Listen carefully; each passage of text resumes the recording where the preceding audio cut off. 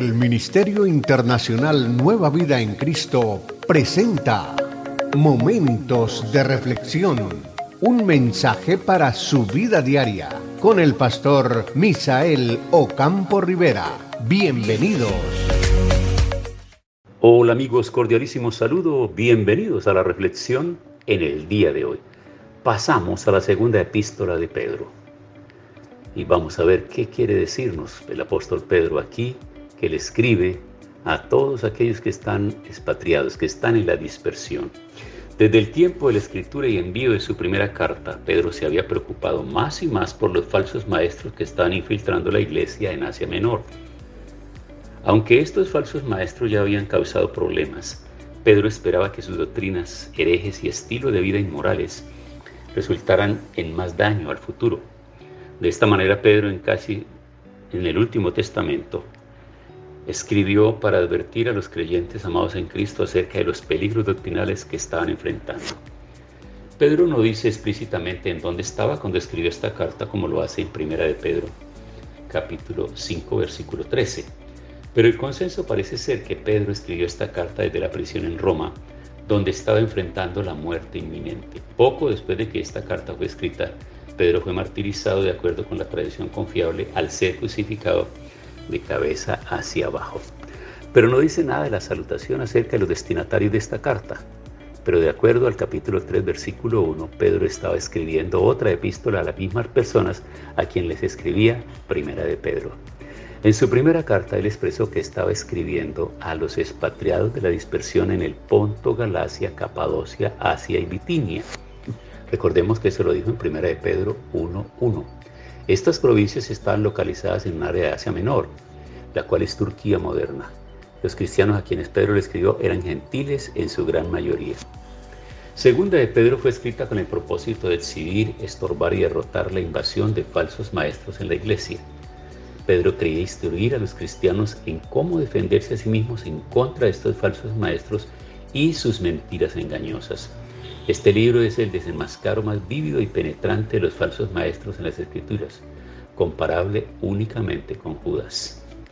Entonces, por eso, él está hablando y inicia diciendo: Simón, Pedro, siervo y apóstol de Jesucristo, a los que habéis alcanzado por la justicia de nuestro Dios y Salvador Jesucristo, una fe igualmente preciosa que la nuestra. Gracia y paz os sean multiplicadas en el conocimiento de Dios y de nuestro Señor. De manera que aquí en esta primera parte, Pedro se identifica a sí mismo con un balance de humildad y dignidad. Como siervo estaba al mismo nivel que los demás cristianos, pues era un esclavo obediente de Cristo. Como apóstol era único, con llamamiento divino y comisionado como testigo ocular de la resurrección de Cristo.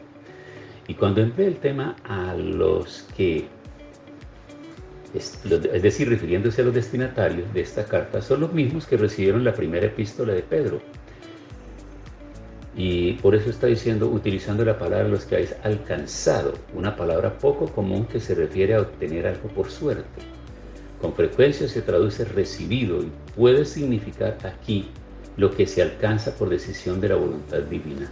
Aquí Pedro recalca que la salvación no se alcanza por esfuerzos, habilidades o dignidad personal, sino por la gracia de Dios, por la justicia. El punto de Pedro es que los creyentes gozan del mismo don de salvación gracias a que la justicia de Dios le ha sido imputada por igual.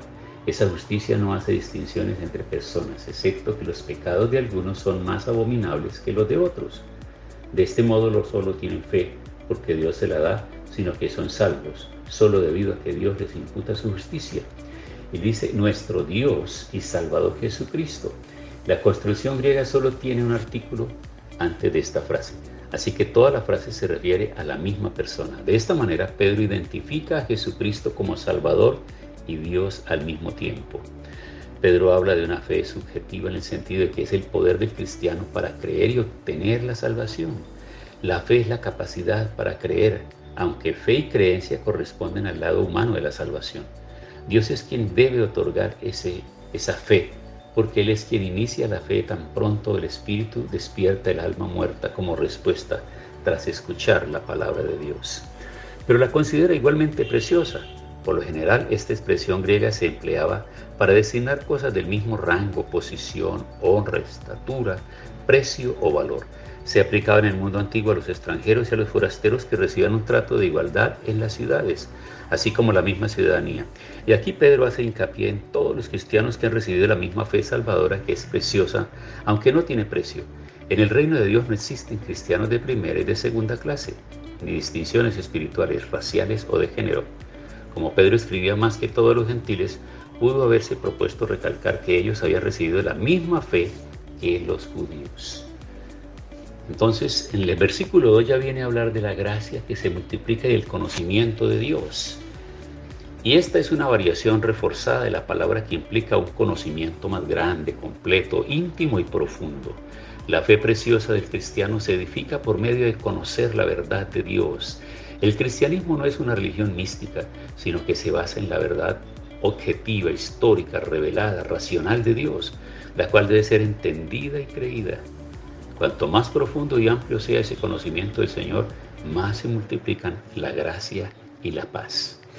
Y sigue diciendo el versículo 3, como todas las cosas que pertenecen a la vida y a la piedad nos han sido dadas por su divino poder mediante el conocimiento de aquel que nos llamó por su gloria y excelencia, por medio de las cuales nos ha dado preciosas y grandísimas promesas para que por ellas llegaseis a ser participantes de la naturaleza divina, habiendo huido de la corrupción que hay en el mundo a causa de la concupiscencia.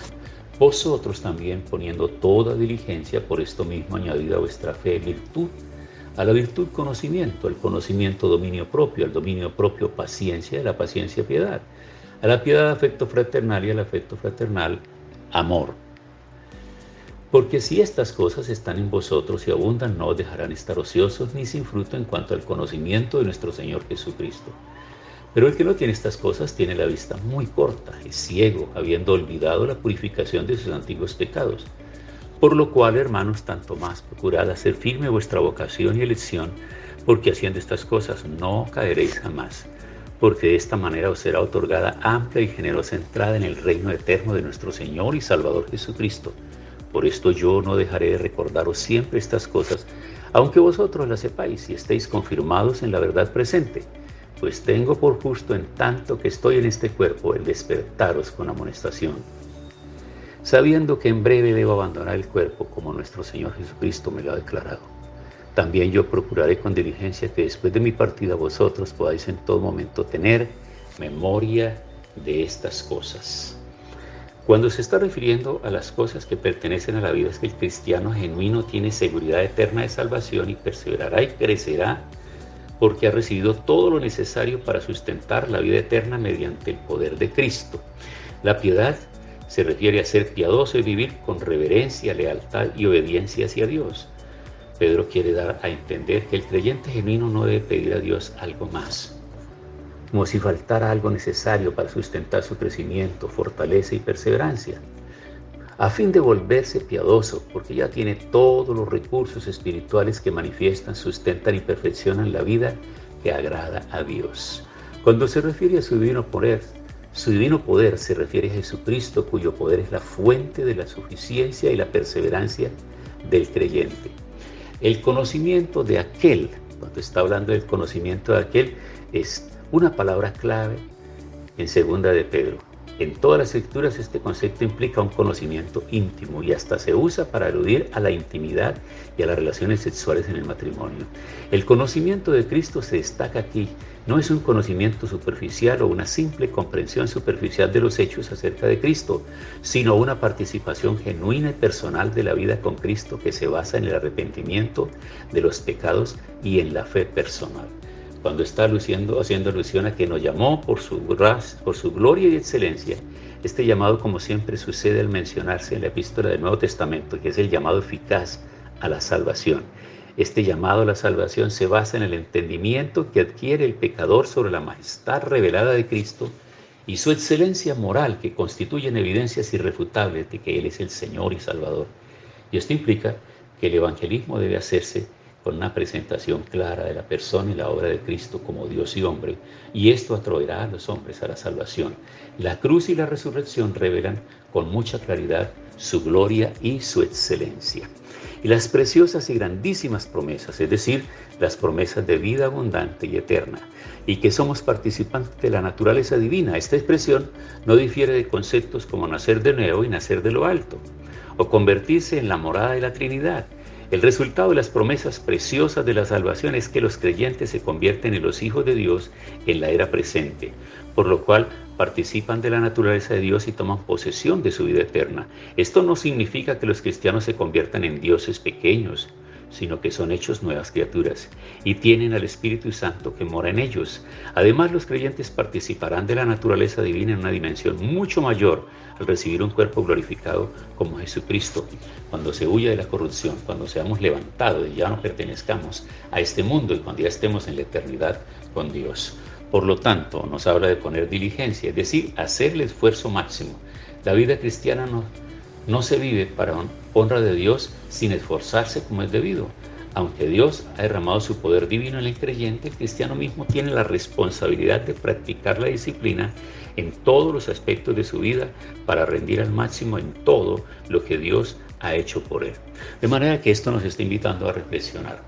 Y seguimos pensando cómo este hombre, cómo este humilde pescador nos está llevando a unas profundidades extraordinarias, a reconocer esas calidades que tenemos ahora en el Señor. Realmente fue un hombre transformado, completamente transformado. Después del día de Pentecostés, este hombre es empoderado, lleno de la gracia y del poder de Dios y es transformado, con capacidad no solamente para predicar, sino también para escribir estas epístolas. ¿Qué tal si oramos, amigos? Señor, muchas gracias. Gracias te damos en el día de hoy por esta palabra, por esta reflexión, que nos invita a pensar cada día cómo ser más como Cristo, cómo acercarnos más a Él, la necesidad que tenemos de ser guiados por el Espíritu de Dios, por esta palabra, para ser semejantes a Cristo y poder entender aquello para lo cual hemos sido llamados. Gracias en el nombre de Jesús. Amén.